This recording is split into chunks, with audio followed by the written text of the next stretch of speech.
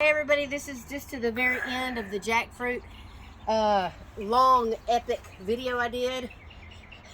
But I want to show you the last thing. The last thing you do is you put your stuff either in your compost or you put it in, I'm going to put it in my Black Soldier Fly bin. Remember I told you? But this is funny, so get this, babe. These fruit flies are going to fly up in my face like crazy. Oh, it's crazy. Ready? Oh, it's not much. It's not much. The first time it ain't that many. The first time it was millions. There was millions in there, I know. They just came out. So I'm dumping it in. And maybe this summer we'll have some Black Soldier flies. I purchased some last year, and it didn't go well because I tried to do my own little thing.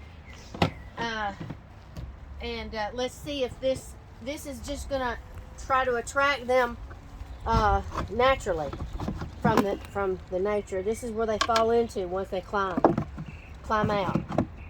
And if we do good, maybe we'll try the love cage again, but not this year. Okay, thank you. Bye.